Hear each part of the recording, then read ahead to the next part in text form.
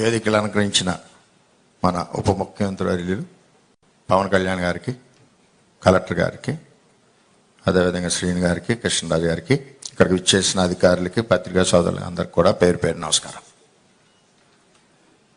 ఇక్కడ ఈ నియోజకవర్గానికి ఒక ధైర్యం ఏమొచ్చిందంటే, ప్రశ్నించే నాయకుడు మన పవన్ కళ్యాణ్ గారు. అంటే ఉప ముఖ్యమంత్రి అయ్యారు కదా, ప్రశ్నించరని అనుకోవద్దు. ఆయన ప్రశ్నించడం అన్నది పవన్ కళ్యాణ్ గారి యొక్క తమ్మురులు. దానివలన ఏంటంటే పేదవాడికి ఉపయోగం కలుగుద్ది ఏ సమస్య ఉన్నా. మరి రాష్ట్రంలో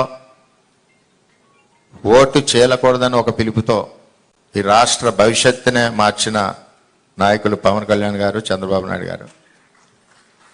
మరి ఈరోజు రాష్ట్ర పరిస్థితి, ఆర్థిక పరిస్థితి మనం చూస్తూ ఉన్నాం.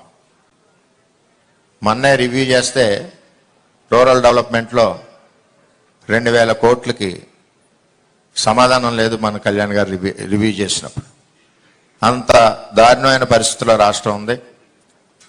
ఇప్పుడు ఈ రాష్ట్రాన్ని ముందుకు నడిపించాలని ఒక బాధ్యతతో మరి కళ్యాణ్ గారు, చంద్రబాబు నాయుడు గారు పనిచేస్తూ ఉన్నారు.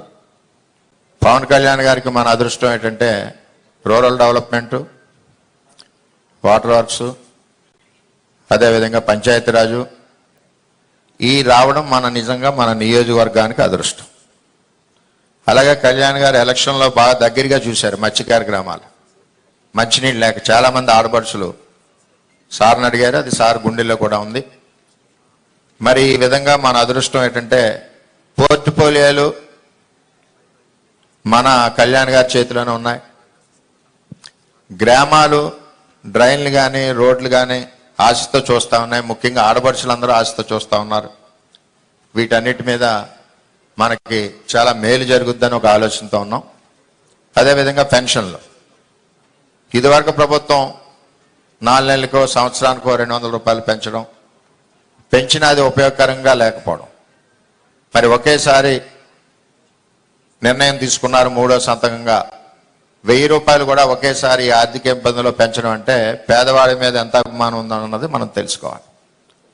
ఇందాక కలెక్టర్ గారు చెప్పినట్టు జాయింట్ ప్రాపర్టీస్ మీద చాలా మందికి పెన్షన్లు రావట్లేదు.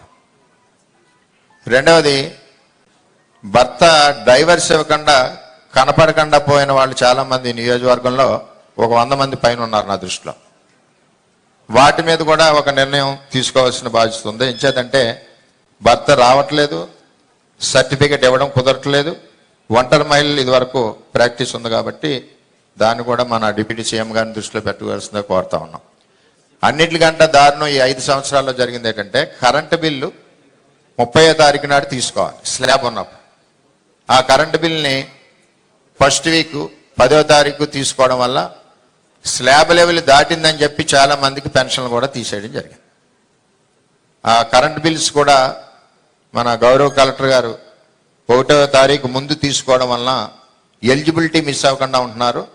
ఇంటెన్షనల్గా గత ప్రభుత్వం ఏంటంటే ఫైనాన్షియల్ బర్డెన్ పడుతుందని చెప్పి ఫస్ట్ వీక్ 7, 8 తారీఖు తీసుకోవడం వల్ల వాళ్ళు స్లాబ్ లెవెల్ నుంచి జంప్ అయ్యి ఎలిజిబిలిటీ పోతున్నారు. ఎలిజిబిలిటీ పోయాక ఆ కరెంట్ బిల్ని సరి చేయమంటే కరెంట్ ఆఫీసులోంచి 6 నెలలు పడుతుంది. మళ్ళీ ఆన్లైన్లో లైన్ పెట్టేసరికి సంవత్సరం వరకు నష్టపోతూ ఉన్నాడు. దీని మీద ఒకటి టెక్నికల్ ప్రాబ్లమ్స్, దీని మీద ఒకటి దృష్టి పెట్టడం. అదేవిధంగా అసెస్మెంట్లు, ఇల్లు అసెస్మెంట్లు విపరీతంగా టీపీఓకి ఇష్టం వచ్చినట్టు వేసుకుని వెళ్తున్నారు తప్పితే ఒక తంబు రూల్ లేదు. ఇంత స్క్వేర్ ఫీట్కి వేయాలి, ఇంత ఏజ్ హౌస్ ఉంటే వేయాలని చెప్పి ఆలోచన అన్నది లోపించింది 5 సంవత్సరాల్లో కూడా. అలా కూడా పెన్షన్లు నష్టపోతున్నారు. అలాగే సదరన్ క్యాంప్ ఒకటి మరి ఇక్కడ లోకల్గా పెట్టాలి, సదరన్ క్యాంప్ కూడా లేక ఇబ్బందికర పరిస్థితుల్లో పెడుతున్నారు ఫిజికల్ హ్యాండిక్యాప్స్ అని చేత ఇవన్నీ కార్యక్రమాలు ఉన్నాయి కాబట్టి మరి ఎంతో ఆశతో నియోజకవర్గం ఉంది.